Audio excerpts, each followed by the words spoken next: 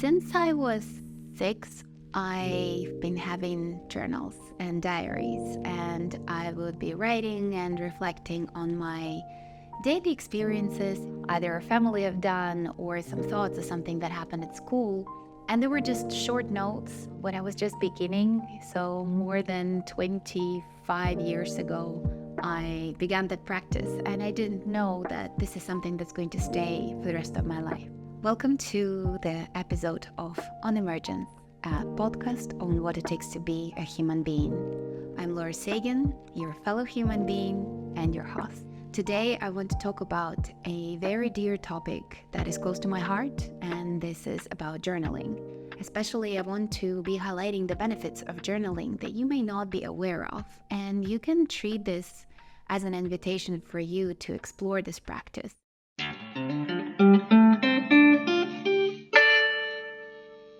This episode is being recorded in Guatemala in a small village called San Marcos, so if you hear strange sounds, as probably roosters or dogs barking on the background, you may also hear some construction noise and maybe some traffic. For me, the conscious practice of journaling started off with an approach known as morning pages, popularized by Julia Cameron, and it is a book that was written in the early 90s. She talks about different approaches that artists, so creatives, can kind of get rid of this noise that's getting in the way of the creative process. This practice of morning pages invites you to write 3 pages every morning, no more and no less, of whatever is happening in your mind. So even if you have nothing to write about, you feel like you have nothing to write about, that's a very important correction.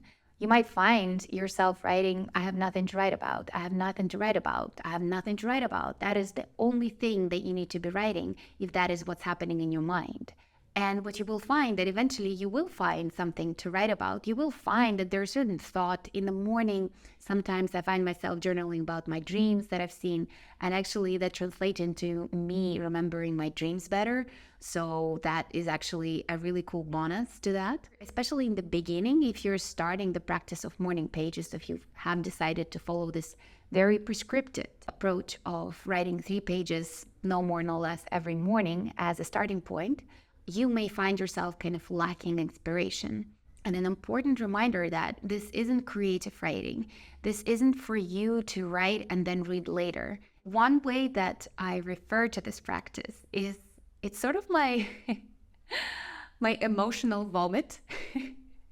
This is a personal term that I came up for myself because this is what it feels like. It's like I'm getting rid of this unnecessary thing, and a lot of it has something to do with emotions or feelings. And in another episode, I cover the difference between emotions and feelings. So emotions is something is more subconscious, something that may not have the words yet, whereas feelings, it's a more of a physical experience of that said emotion. In the morning, it actually happens quite frequently, is that I would wake up, especially after dreaming, having a strange dream. And if you dream and you don't remember your dream, you might still have and carry the feeling from the dream that you don't remember. You may wake up with a certain sense of unease, or maybe you have anxiety, you feel a sense of anxiety about the upcoming day, about all the things that you need to be doing. And journaling them, putting them down on paper, it kind of puts them out from your subconscious onto the piece of paper and takes control away from those thoughts that otherwise would have affected you for the rest of the day, and gives this control back to you. Because even if you don't necessarily get rid of those thoughts, emotions, and feelings, what happens is that you know that they're there. You know that this specific thing is likely to affect your cognitive function throughout the day. And I find it very, very important insight for myself. So if I know that, let's say over the course of a week or a month, I'm dealing with something that is highly stressful, whether it could be something personal, something work-related, something professional, I know that it's there, and constantly reminding myself that it's just something that affects my subconscious, or it may affect my subconscious. It kind of puts me back into control to say, hey, I know that you're there, I acknowledge you, and I am choosing to focus on other things. Because a lot of the times, in my experience, when I don't acknowledge something that actually affects my cognition or affects my subconscious or conscious function, I don't notice the effect that it has on me, or when I'm pushing against it, it amplifies this emotion. And by putting that thought, that emotion, that feeling on paper, allows me to choose whether I want to look at it closely, whether I want to leave it on that piece of paper, whether it is something that is actually quite insignificant. And in that process of writing, I explored that certain feeling and emotion. And there could also be some other tangential things that came out as a result of writing about that specific point. It could be that I kind of embark on a journey of self exploration whenever I take the pen in my hand and explore my subconscious. I journal at least 6 times a week. I don't like saying that I do it every day because it kind of holds me in a very rigid structure that I have to do it every day. You have to tune in and do what feels good to you, and especially when you're establishing a new routine, although it is recommended to do it every day for 21 days to establish a new habit. And certain resources, they quote that you need to adopt this new habit for 60 days. So doing journaling every day for 60 days will definitely ingrain this habit in your mind. I suggest to just allow yourself a little bit of space and say that you're going to be doing it 5 to 6 times a week. Personally, sometimes in certain situations, certain periods of my life, I find myself journaling less.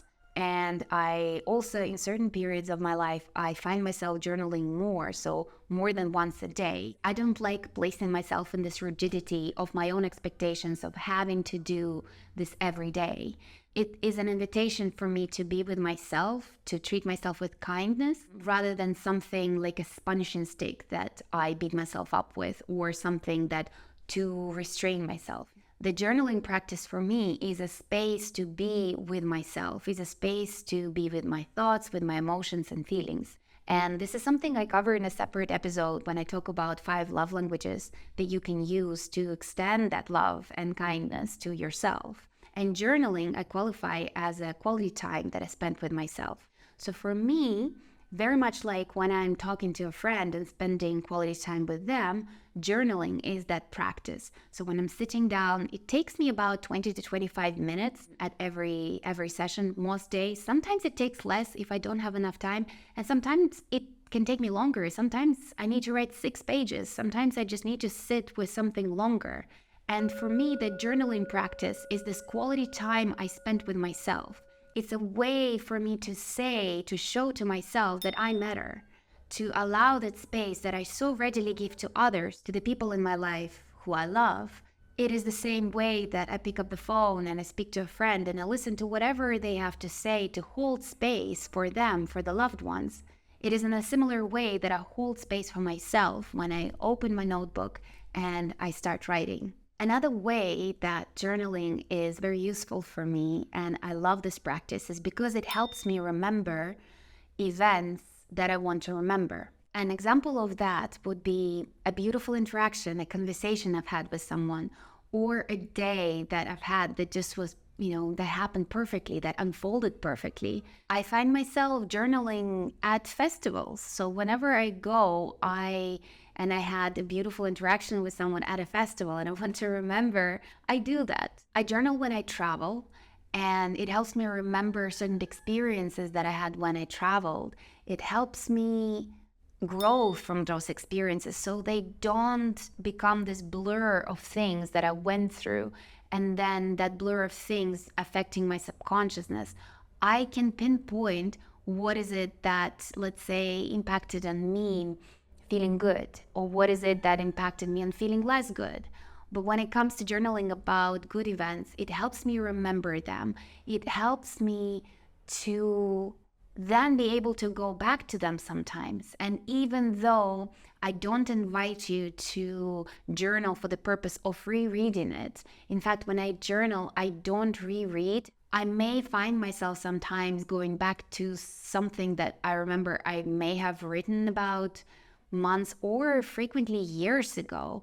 And it could be like I had a thought in my head. I was like, oh, that thing that happened years ago, what did I think about then? Because maybe it's a certain pattern that I realize I'm going through right now. And because I do still keep those diaries and journals still, I'm able to go back and reflect upon them. I'm able to go back and identify. I was like, oh, wait a minute. I already had this thought, I already had this recognition of a certain pattern that I have. And it helps me reflect then. But I don't write with an intention to reread this, especially I do not reread this on the same day or even the same week or even the same month. I write in order to release. I write in order to expel everything that is affecting my cognition. Because if you're writing and you know you're going to be reading it right away, you start judging yourself. It stops becoming this flow of consciousness or subconsciousness in this instance. You kind of start crafting your thoughts. You start crafting and filtering what is it that you want to say and what is it that you're feeling. And this is not what it is about. It is about for you to release. It is about for you to create this safe space to feel whatever yet you need to feel, to be whoever that you're being at that moment, to embody whatever you're embodying at the moment, and to observe whatever is coming up.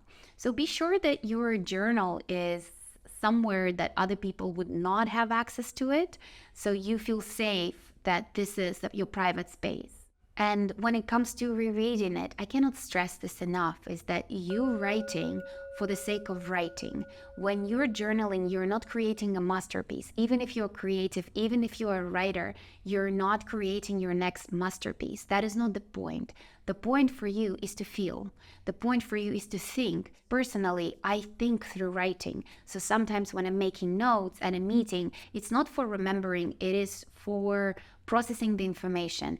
It helps me process the information in other ways as well, because what journaling helps me do, it also engages another part of my body in a way that it helps me process it. So I observe the thought not only from my mind, from my brain. So the thought is not circling in my mind. It goes through other parts of my body, and it adds another dimension of perception of the thought and emotion. And I talked about it in a different episode of how your body can send you certain signals and cues, and those signals and cues are feelings and emotions. When you're journaling, you're engaging different parts of your body, and that helps in that process of understanding, well, how that feels. How does it feel? Maybe you're writing and you're noticing, you can start writing that I have a headache and that feels like a pressure in my head, or I have a headache at the back of my head. And maybe you can start exploring, well, I've had this headache yesterday. Or when you are writing, you can say, well, this chair is really uncomfortable. And you start observing, it sort of becomes a meditation. And for me, it certainly is one of the mindfulness tool. I'm careful to use the word meditation because it's frequently misused. But in this case, it's a mindfulness practice for me. So when I'm journaling, it's an invitation for me to observe what is happening in my mind, what is happening in my emotional body, and what is it happening in my physical body. It's an invitation to stop, to pause, to look inside and see what's happening. And it's not an invitation to necessarily fix, but it can be, because by looking at something, by acknowledging something that's there, it could already be sufficient for you to start feeling better if that is what you want to do, if that is what you want to feel. But it also could be just an observation of this is what it is and move on. Another aspect of journaling is some people have this inner voice, this inner critic, and perhaps an inner judge. So if you're the proportion of people who has this inner voice, I personally am. And before I embarked on the journey of mindfulness, that voice was mostly an inner critic. It would not be supportive. It would be judging. It would be judging the words that I was writing as, oh, this is a wrong word, or what are you talking about? What are you thinking about?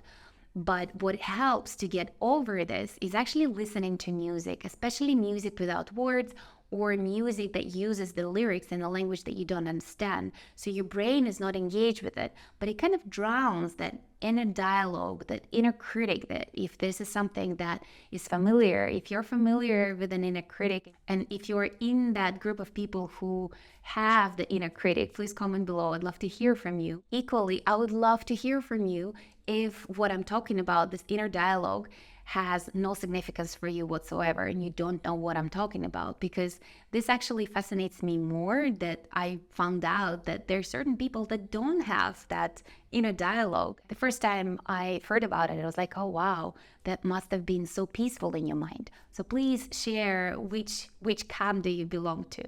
But going back to what I shared about listening to music, I'm going to share it in the show notes, my personal journaling music playlist.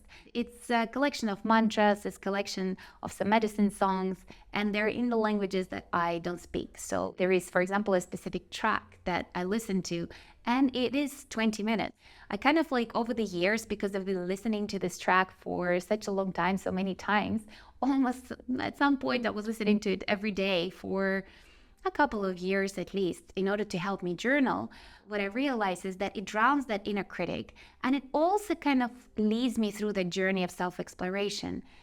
And in that self-exploration journey, I realized, and this is something that Julia Cameron talks about in her morning pages practice, is that something happens between the page 2 and 3. So when you're kind of reaching that point of reaching the end of your practice, of reaching the end of the page 3, you suddenly notice that maybe that a little bit more clarity in your thinking, a little bit more perspective.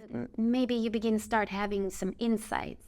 And what is interesting is that whenever I would listen to this track in other circumstances when I'm not journaling, it began helping me process how I feel anyway. So it kind of anchors my memory and anchors my feeling process, and it's been incredibly helpful. One last thing that I want to reiterate is that journaling is a space for you to be with yourself.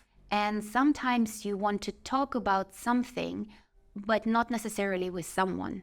You want to process a certain maybe certain incident, certain event, certain interaction, relationship, situation, whatever you're going through, but you're not necessarily looking for feedback. And this is what happens when you're sharing it with a friend or a loved one.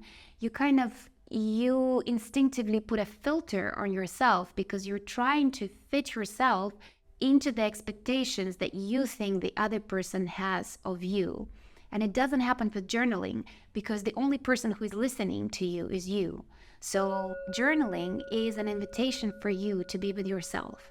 It's an invitation for you to explore yourself in the safe container, to listen and to hold your hand if this is something that you need, is to celebrate with you in the way that you want to celebrate. It's an invitation for you to look at certain parts of yourself that maybe you were ashamed to look at. And you can absolutely write the 3 pages and burn them and tear them apart, because the point of journaling is to write. It is not to read. So I wonder where you are standing when it comes to journaling. Is this a daily practice for you? Is this something that you've explored in the past and something that you've left behind? Is this a practice that you're just embarking upon? Is this a practice that you currently do and then you see the benefits from it? Or maybe it's the practice that you're really struggling? Please share this in the comments below if you're watching or listening this episode on YouTube. And if you're just listening to this episode on Spotify or any other podcast platform, please consider subscribing and giving the review, and send me suggestions on any topics that you'd like me to cover, anything that may have been even triggering in what I have shared. I'd also love to connect with you. We can connect on Instagram, on Emergence, or if you go to the website onemergence.com, subscribe to the newsletter. I would love to hear from you.